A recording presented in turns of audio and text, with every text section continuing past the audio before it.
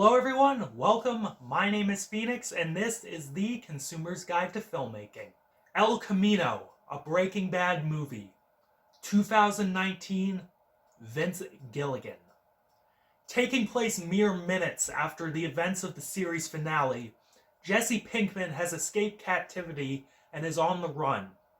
Looking for cash, he manages to find a stash that belonged to Todd and takes it to the vacuum shop owner / disappearing artist. Just shy by $1,800, Jesse decides to track down the last bit of money he owes to the shop owner while reliving the trauma of being held in captivity. I think with the series fresh in my mind, much like with the Deadwood movie, I got a little more out of it this time around. This film is a fantastic epilogue to Breaking Bad. Now, let's be honest with ourselves and say right off the bat that this movie did not need to happen. Felina was a brilliant and flawless end to Breaking Bad, wrapping up every character and thematic arc in the show and leaving us as a viewer satisfied. We didn't really need to see what happened to Jesse after he rammed that El Camino through the gate and started screaming his head off. We knew he was free, and that's all we needed. But that isn't to say this story couldn't be told.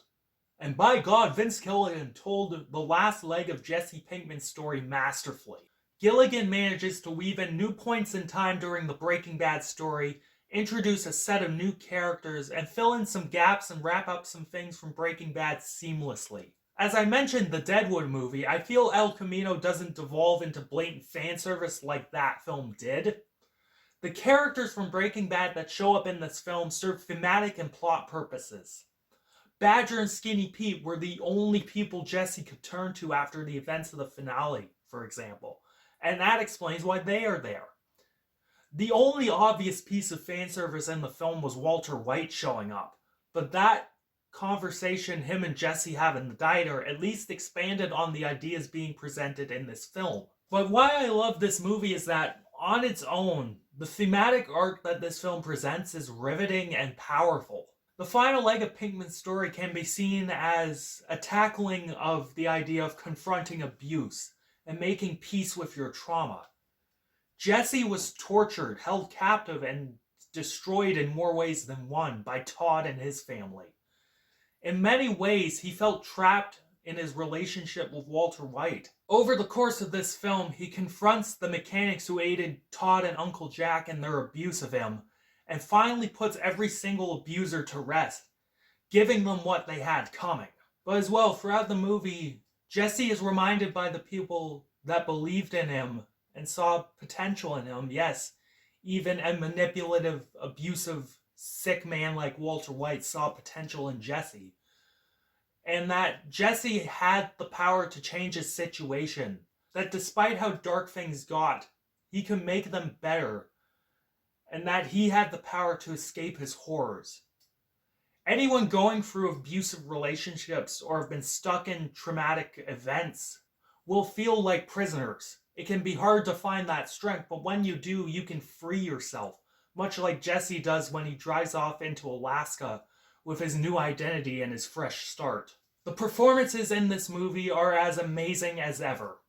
Aaron Paul is just amazing as Jesse Pinkman, bringing every bit of fire and emotional depth that he did in Breaking Bad. Jesse Plemons was amazing as Todd, and every scene he was in was just electric. He presents such a calm demeanor, yet that calm demeanor hides a sociopath, and that is just so scary. Technically speaking, Vince Gilligan is in top form. He brings every element I love about Breaking Bad into this movie.